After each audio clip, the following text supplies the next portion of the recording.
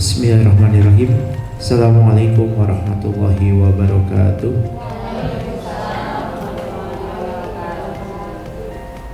Alhamdulillahirrahmanirrahim. Puji syukur pada Allah subhanahu wa ta'ala yang telah melimpahkan segala macam nikmat kepada kita semua, baik nikmat iman, nikmat Islam, nikmat sehat walafiat, yang telah memberikan kita kesempatan pada pagi hari ini untuk sama-sama melaksanakan kegiatan workshop pembelajaran guru dengan tema kupas tuntas desain pembelajaran program SMK Pusat Keunggulan skema reguler tahun 2023. Acara berikutnya yaitu sambutan yang pertama akan disampaikan oleh perwakilan dari SMK Negeri 15 Kota Bekasi kepada Bapak Dani Irawan SSI MIKOM.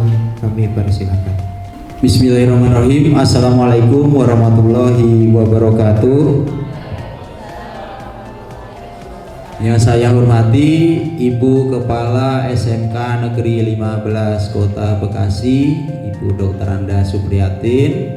Yang saya hormatin Bapak-bapak narasumber, selamat datang Pak Arif, selamat datang Pak Hanif, beserta Bapak Ibu Wakil Kepala Sekolah dan Kaprodi, serta rekan sejawat guru SMK Negeri 15 Kota Bekasi. Mari bersama-sama kita panjatkan puji syukur kehadirat Allah Subhanahu wa Ta'ala karena sampai detik ini masih diberikan kesehatan untuk kembali belajar dengan tema kupas tuntas desain pembelajaran. Ibu Dr. Anda Supriyatin berpesan bahwa melalui salah satu kegiatan ini adalah menjadi bagian pengembangan diri kita semuanya yang nanti dapat direalisasikan secara bersama-sama sehingga meningkatkan value kita sebagai seorang guru. Sambutan berikutnya yaitu dari Bapak Aris Setiawan STP CHT, kepada beliau dipersilakan. Bismillahirrahmanirrahim. Assalamualaikum warahmatullahi wabarakatuh. Ayam jantan, ayam betina, setiap pagi bangunkan warga. Semoga yang di sini lunas hutangnya. Yang belum menikah dimudahkan jodohnya. Pulau Jawa, Pulau Sumatera itu bagian dari kepulauan Nusantara. Semoga yang hadir di sini hidupnya bahagia, masuk surga bersama keluarganya. Makan nasi jangan berdiri. Kalau jatuh kita yang rugi. Ayo kita belajar supaya kita termotivasi jadi guru yang menginspirasi. Guru adalah pahlawan tanpa tanda jasa, namun tanpa jasanya tidak akan pernah lahir pahlawan. Guru bukanlah manusia yang sempurna, namun dia mampu mencintai anak didiknya dengan cara yang sempurna. Guru bukanlah orang yang menguasai semua ilmu, namun tanpa guru, anak tidak akan mencintai ilmu dan menguasai banyak ilmu. Maka bersyukurlah kita dipilih untuk mendapatkan profesi yang mulia supaya kita bisa memudahkan jalan anak didik kita sampai ke surga. Tentu kalau mereka masuk surga, yang berhak masuk surga terlebih dahulu adalah Bapak Ibu guru semuanya. Maka kita harus bersyukur Anda adalah guru betulan, bukan kebetulan. Anda adalah guru idola, ya, guru yang dinantikan kehadiran Anda. Maka untuk itu kita mulai dengan syukuri kegiatan kita, syukuri kita jadi guru dengan kita ucapkan tahmid alhamdulillahirabbil alamin. Jadi ternyata belajar itu Nggak hanya transfer ilmu. Nanti siang Anda selesai acara tuh dapat nasi kok. Ketika Anda buka, isinya kok nasi kok. Kira-kira gimana perasaan Anda? Astagfirullahaladzim, ini kok bisa ini? Yang padahal katanya makan itu makan nasi katanya, betul nggak? Namun Anda dapatnya cuma nasi tok. Kira-kira gimana? Anda bilang apa ini ke panitia? Ya, kok panitia kayak begini cuma nasi tok ini? Bapak dan Ibu, ketika kita belajar prinsipnya adalah, Pak, saya yang penting transfer ilmu, maka sama Anda hanya memberikan nasi tok. Sebetulnya belajar itu apa? Harus menyenangkan, membangkitkan semangat. Bukan sekedar siswa bisa membaca, tapi mau membaca. Bukan sekedar bisa menulis, tapi mau menulis. Bukan sekedar tahu yang baik dan yang nggak baik, tapi bagaimana punya karakter yang baik. Gitu. Program for International Student Assessment menyebutkan supaya anak literasinya meningkat, yang pertama apa? Mengisi waktu senggang dengan membaca, maka anak akan meningkat literasinya sampai 50 poin. Jadi anak kalau mengisi waktu senggangnya untuk membaca, mereka akan meningkat literasinya sampai 50 poin. Makanya di Man Insan Cendekia, malam hari anak-anaknya disuruh membaca sebelum gurunya mengajar bab yang akan disampaikan. Bali Mandara itu sekolah terbaik di Bali. Anak-anak yang masuk adalah anak orang paling miskin di Bali, dengan standar diambil itu kalau anaknya dari keluarga yang tanahnya lantainya dari tanah, dindingnya dari bambu. Itu yang berpeluang diterima. Ternyata anak-anak yang paling miskin di Bali itu disekolahkan di Bali Mandara. Anak-anak yang sekolah di situ menjadi juara olimpiade dan masuk perguruan tinggi negeri dan luar negeri. Ya, Bapak Ibu, sekolahnya ada di tengah hutan. Ya, dikelilingi pohon-pohon jati. Namun anak-anaknya punya daya juang yang bagus. Apa yang dilakukan setelah itu? Ternyata 15 menit sebelum gurunya ngajar, mereka membaca dulu. Ya, seperti itu. Jadi orang-orang hebat, orang-orang sukses punya kebiasaan membaca rata-rata sehari 30 menit. Ya, Elon Musk, Jeff Bezos, Mark Zuckerberg, Bill Gates dan seterusnya, mereka rata-rata membaca setiap hari 30 menit. Kalau anak dibiasakan membaca teks, grafik, diagram batang dan sejenisnya, maka mereka akan punya kemampuan meningkat bisa sampai 50 poin. Ya. Yang berikutnya apa lagi?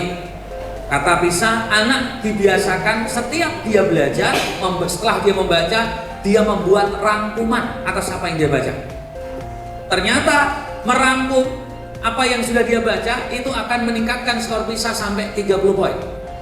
Merangkum dan menyalin itu berbeda, Bapak Ibu. Jadi kalau menyalin itu tidak berdampak, tapi kalau dia merangkum itu akan berdampak pada peningkatan skor pisahnya.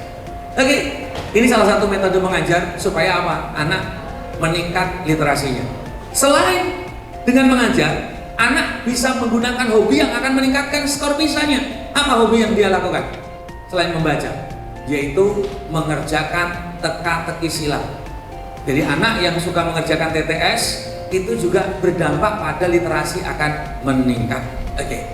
Kita masuk meningkatkan kecepatan membaca. Literasi juga dengan cara apa? Super speed reading.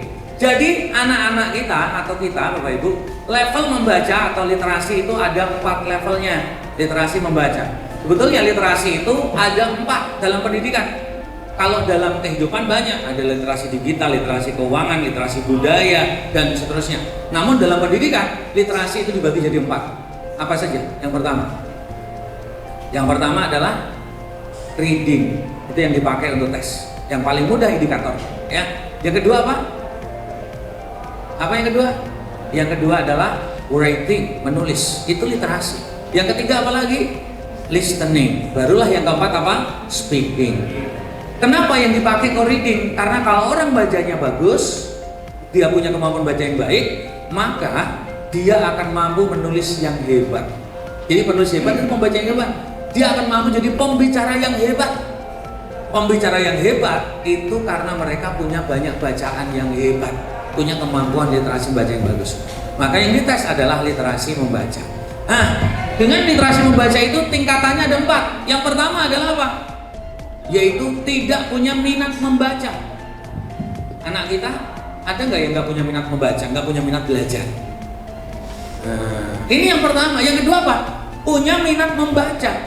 Apa maksudnya? Dia membaca kalau yang tulisannya sedikit pendek, kalau yang tulisannya bagus. Kalau yang berwarna-warni, kalau yang tulisan bergerak itu dibaca.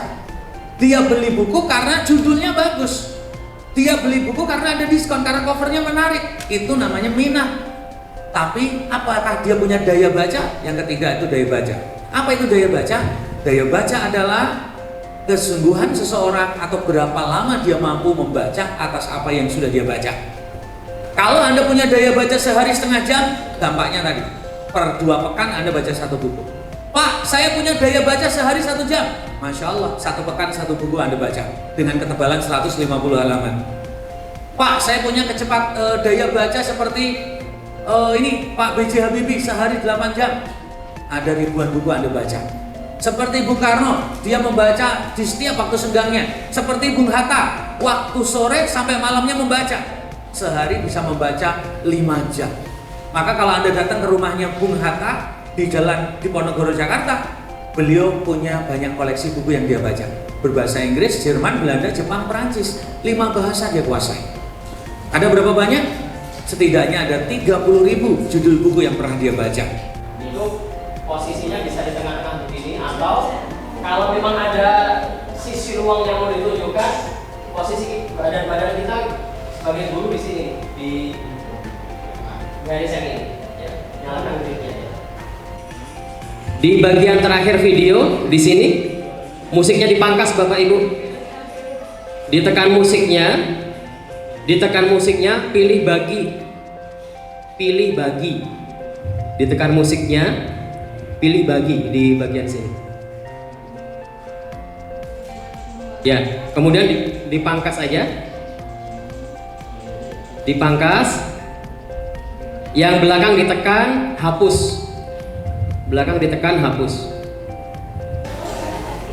Posisi awal seperti ini, kita pilih rasio di sini rasio, lalu 9:16 yang ada icon TikTok ya. Ditekan videonya, ayo tekan videonya, lalu pilih teks, dipilih keterangan otomatis.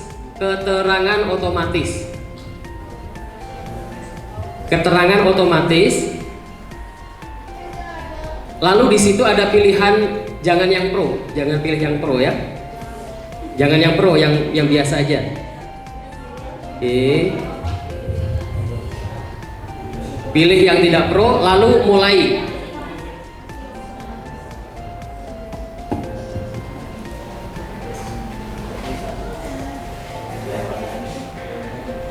Ini menambahkan subtitle secara otomatis ya. Ya. Jadi bayangkan Bapak Ibu kalau videonya setengah jam kita nulis subtitle. Ya, sudah ada ya. Di play silakan.